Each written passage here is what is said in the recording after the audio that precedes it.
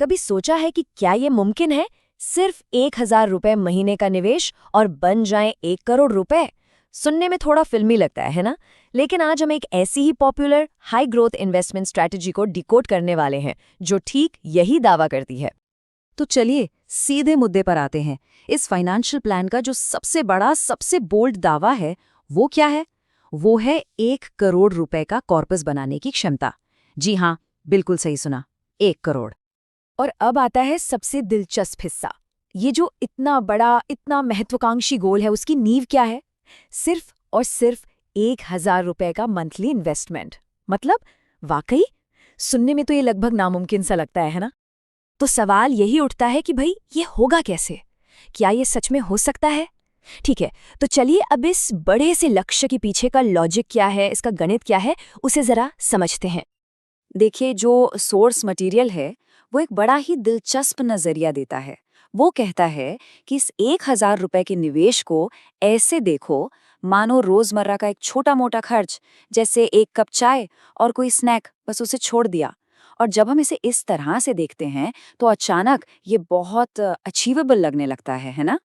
अब ये पूरी की पूरी योजना एक बहुत ही पावरफुल टूल पर टिकी है, जिसे हम कहते हैं SIP, यानी सिस्टमैटिक इन्वेस्टमेंट प्लान। बिल्कुल सीधे शब्दों में कहूं तो ये हर महीने एक फिक्स्ड अमाउंट इन्वेस्ट करने की एक डिसिप्लिन्ड आदत है।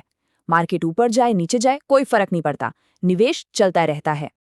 लेकिन इससे पहले कि हम ये जानें कि ये प्लान कैसे काम करेगा, 1 मिनट रुकना बहुत ज़रूरी है।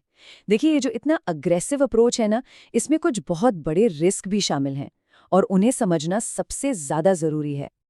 जो सोर्स है वो वॉलेटिलिटी को लेकर बिल्कुल साफ साफ कहता है, ये फंड्स कोई मामूली फंड्स नहीं हैं, ये हाईली अग्रेसिव हैं।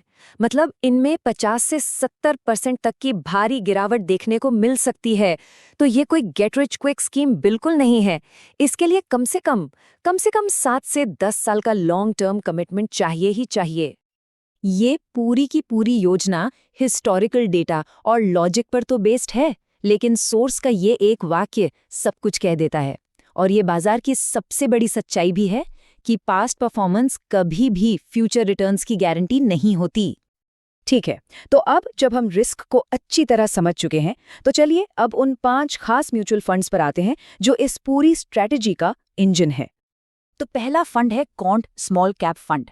अब जैसा कि नाम से ही पता चल रहा है, ये एक स्मॉल कैप फंड है। मतलब ये छोटी लेकिन हाई ग्रोथ पोटेंशियल वाली कंपनियों में पैसा लगाता है और ये अपनी एग्रेसिव ग्रोथ और मोमेंटम के लिए जाना जाता है। और जरा इसकी हिस्टोरिकल परफॉर्मेंस पर एक नजर डालिए। पिछले 10 सालों में इसका CAGR यानी कंपाउंडेड एनुअल ग्रोथ रेट लगभग 24.8% रहा है। मतलब औसतन हर साल इसने लगभग 25% की ग्रोथ दी है, जो कि सच कहूं तो कमाल है। लिस्ट में दूसरा फंड है Nippon India small cap fund. ये भी एक स्मॉल कैप ही है, लेकिन ये अपनी एक खास बात के लिए जाना जाता है, हाई लेवल डाइवर्सिफिकेशन। इसका मतलब है कि ये बहुत सारी अलग अलग कंपनियों में थोड़ा थोड़ा निवेश करता है, जिससे रिस्क थोड़ा फैल जाता है। इसका परफॉर्मेंस भी देखिए बहुत ही मजबूत रहा है। 10 साल का CAGR लगभग 23.9% है, मतलब पहले फंड के लगभग बराबर ही है। सोचिए, इस तरह के रिटर्न्स ने 10 साल में सिर्फ 1,000 रुपए की मंथली SIP को कितनी बड़ी रकम में बदल दिया होगा। अगला फंड है Motilal Oswal mid cap fund. अब हम मिड कैप स्पेस में आ गए हैं, मतलब ऐसी कंपनियां जो ना बहुत छोटी हैं ना बहुत बड़ी। और ये फंड एक कॉन्सेंट्रेटेड अप्रोच लेता है। मतलब ये बहुत सारे स्टॉक्स में नहीं, बल्कि कुछ गिने चुने अपने बेस्ट आइडियाज पर बड़ा दाव लगाता है। और इस फंड के इन्हीं कॉन्सेंट्रेटेड दावों का नतीजा देखिए। जब से ये लॉन्च हुआ है, इसने 24% से ज्यादा का CAGR दिया है। चौथा फंड ये भी मिड कैप स्पेस से ही है, PGIM India mid cap opportunities fund. और इसे खास तौर पर इसके हाल के मजबूत परफॉर्मेंस के लिए पहचाना गया है। मतलब फंड मैनेजर करंट मार्केट में काफी अच्छा काम कर रहे हैं। इसका 10 साल का CAGR भी 23% से ज्यादा का रहा है, जो कि बहुत इम्प्रेसिव है। और माना यह जा रहा है कि भविष्य में अगर मिड कैप में कोई रैली आती है तो ये फंड उसका एक बड़ा बेनिफिशियरी हो सकता है।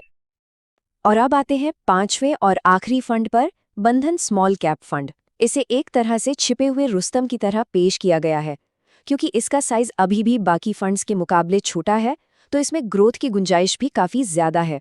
छोटे फंड्स अक्सर ज़्यादा फुर्तीले होते हैं और मार्केट के मौक़ों का फ़ायदा जल्दी उठा पाते हैं।